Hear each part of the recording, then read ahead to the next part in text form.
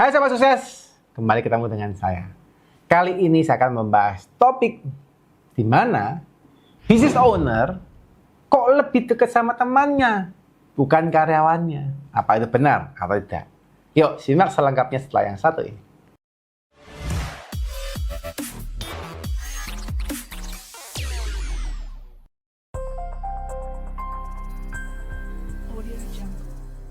Oke teman-teman, ini sebuah kasus yang fenomenal ya, di mana ternyata banyak teman-teman di luar sana ya, termasuk orang-orang yang konsul ke saya, yang ngobrol ke saya, teman ya. Ternyata banyak mereka yang lebih dekat sama temennya ya daripada karyawannya gitu ya. Bener nggak sih gitu ya?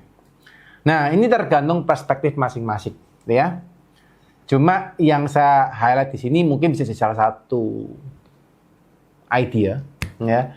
Bisa mungkin akan jadi salah satu mindset baru buat Anda ya, supaya Anda bisa lebih grow usahanya. Kenapa kok mungkin banyak business owner itu lebih dekat sama temennya? Ya itu wajar lah. Namanya temen itu kan pasti punya kepentingan yang sama, gitu ya. Punya hobi yang sama, ya otomatis lebih dekat sama temennya, gitu ya. Nah, tapi yang menarik adalah tanya gini loh, kamu sama karyawanmu dekat nggak, sama SDM-mu dekat nggak? Enggak. Saya cuma anggap mereka ya sebagai SDM aja gitu ya. Ya udah pokoknya bekerja gitu ya. Terus saya tanyanya cuma satu kata teman-teman.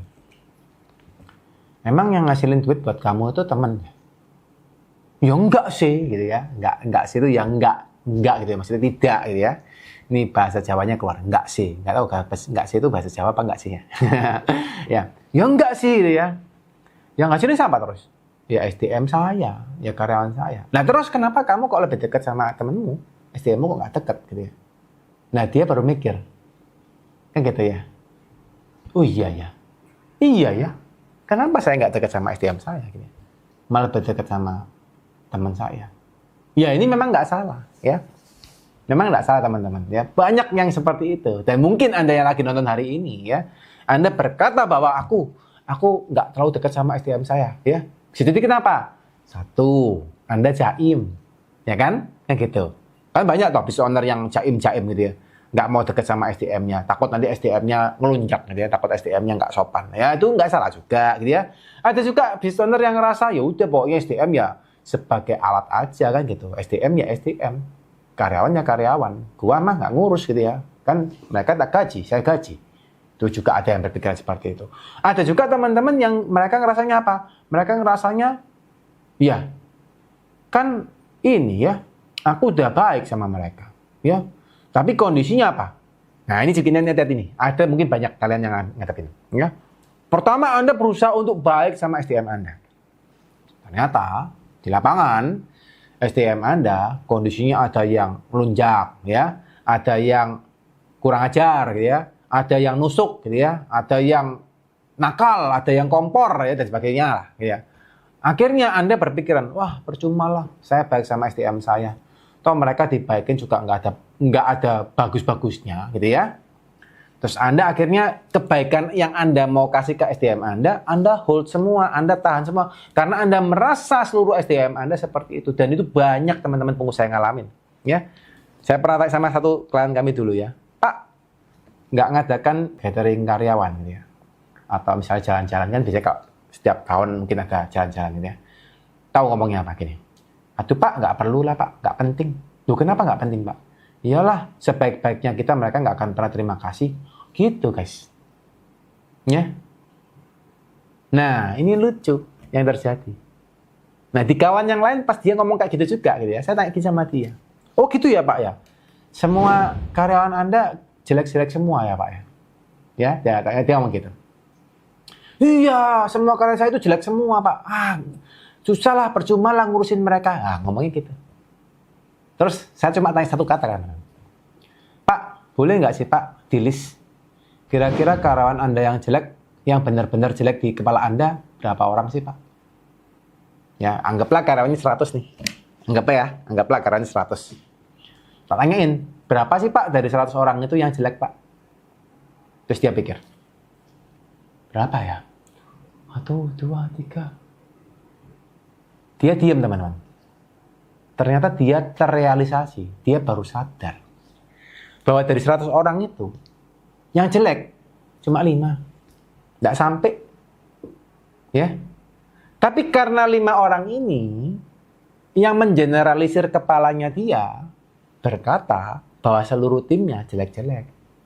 Padahal yang suka komplain, yang jelek banget ya cuma 5. Yang lainnya biasa aja. Nah, kenapa itu bisa terjadi? Kayak gitu. Kenapa itu bisa terjadi? Karena actually teman-teman, kalau Anda coba mapping tim Anda coba mapping SDM di perusahaan Anda, saya yakin dan percaya, SDM Anda akan terdiri dari 3 macam SDM. Ya. Yang pertama teman-teman adalah SDM yang dia itu aslinya baik. Ya. Yang kedua, SDM yang aslinya memang SDM itu jelek. Ya. Dan yang ketiga adalah SDM yang dia itu biasa aja, netral aja, B aja, gitu ya. Nah, yang nomor 1 teman-teman, yang baik itu biasanya persentasenya ya kurang lebih 30%. Tergantung perusahaan Anda dan tergantung Anda pintar rekrutnya atau enggak, ya. Semakin pintar rekrut, semakin besar, ya. Yang kedua, yang jelek juga sama, paling banyak 30%, juga plus minus. Semakin Anda pintar rekrutnya, semakin kecil yang jelek. Ya, 30 berarti 60. Sisanya teman-teman yang 40% itu rata-rata adalah yang B. Yang ikut-ikutan aja. Ya. Nah, cuma kelihatannya kenapa kok jelek banyak di perusahaan Anda? Karena gini, yang seneng ngomel, yang seneng ngomong, yang seneng konfront itu yang jelek. Ya. Yang baik mah ya mereka kerja aja, mereka nggak banyak cincong, mereka kerja aja. Mereka nggak banyak ngomong. Jadi kelihatannya yang baik nggak kelihatan, yang jelek aja yang kelihatan. Nah, yang netral, karena ada yang jelek, mereka ikut-ikutan aja. Tapi mereka aslinya nggak jelek juga. Ya 5 ini aja yang jelek. Ya, ketika saya tanya itu teman-teman, baru dia sadar, oh iya ya Pak ya, ternyata SDM saya itu yang jelek cuma 5 ya. Nah terus kenapa kamu generalisir bahwa seluruh tim SDM-mu jelek? Kan gitu. Nah ini problem kita sebagai owner teman-teman. Ya. Bahwa SDM kita itu banyak yang baik. Ya. Banyak yang baik-baik, tidak semua jelek. Tinggal kepala kita diberesin. Ya. Nah, sekarang pertanyaannya gimana caranya supaya Anda bisa menganggap SDM Anda, bisa berdamai dengan SDM Anda, dan mungkin malah Anda harus pikirkan gimana sekarang caranya Anda harus baik dan bisa lebih baik dengan SDM Anda. Nah, teman-teman perlu ingat bahwa kita sebagai business owner, ya, aku sering review. Ya, business owner itu lemahnya apa? 1, mereka itu aslinya orangnya introvert, seringnya kan gitu. Ya, kenapa? Karena mereka aslinya memang tukang mikirnya gitu ya. Mereka itu introvert, rata-rata, nggak semua business owner anyway ya, tapi ada juga yang aslinya extrovert. Tapi nggak tahu kenapa saya review, kok banyak business owner itu introvert aslinya. Aslinya introvert. Mereka jadi ekstrovert karena terpaksa, karena keadaan, karena keharusan. Ya, ini yang menarik. Ya, setelah Anda tahu Anda ekstrovert, Anda introvert dan berusaha jadi ekstrovert. Ya, yang kedua Anda perlu tahu adalah apa? Ternyata orang yang berhasil punya usaha, menurut saya, itu adalah orang yang memang dipilih. Ya, karena actually saya juga lihat dengan mata kepala saya sendiri, orang yang sama-sama bekerja keras. Tapi satunya jadi pengusaha, satunya jadi belum tentu pengusaha. Ya, jadi saya menilai bahwa ini pandangan saya sekali lagi ya, opini saya, ya nggak perlu didebat ya, karena setiap orang punya opini, oke? Opini saya, setiap pengusaha itu adalah pilihan. Ya, dia dipilih, dia diberikan kesempatan di pengusaha. Nah, kalau Anda diberikan kesempatan di pengusaha, maka Anda harus pikirkan bahwa sebenarnya tujuan Anda di pengusaha, ya memang Anda perlu untung, gitu ya. Anda perlu profit di kantong Anda dan keluarga Anda. Tapi sebenarnya yang di atas lagi kasih tugas ke Anda untuk jadi berkat lebih banyak orang. Ya. Tinggal bagaimana sekarang nyambungkan ini. Aku jadi pengusaha, aku punya tim. Gimana caranya saya bisa lebih memikirkan tim saya, berdampak kepada tim saya, dan bisa jadi value yang baik untuk perusahaan. Syukur-syukur dari sini gulung efeknya kemana-mana. Ya, ini yang teman-teman perlu pikirkan sebagai seorang pengusaha. Ya, actually pengusaha itu adalah berkat. Jadi bagaimana Anda bisa menyalurkan berkat ini kepada karyawan Anda. Nah, teman-teman, buat teman-teman supaya teman-teman bisa memastikan bahwa SDM Anda bisa bekerja dengan baik. Anda perlu mengaturnya dengan sebaik mungkin. Jadi SDM nggak bisa dilepaskan aja. Anda harus ngatur. Tinggal ngaturnya Anda ngerti atau enggak. Ya, buat teman-teman yang tidak tahu cara ngaturnya, di tempat kami punya program namanya Business Assessment. Di mana Business Assessment ini, kami akan melakukan mengecek keseluruhan daripada kondisi kesehatan perusahaan Anda. Kami akan melihat dari sisi kondisi fundamentalnya, visionnya, people-nya, structure dan SOP-nya seperti apa, sehingga dari sana kami bisa menilai daripada kesehatan perusahaan Anda. Dan dari sana teman-teman, kami akan memberikan review dan juga saran. Ya, setelah melakukan business assessment, kami akan memberikan Anda saran-saran yang bisa langsung Anda praktekkan di usaha Anda. Dan banyak ratusan pengusaha yang sudah kami assess merasa sangat terbantu terkait dengan program ini.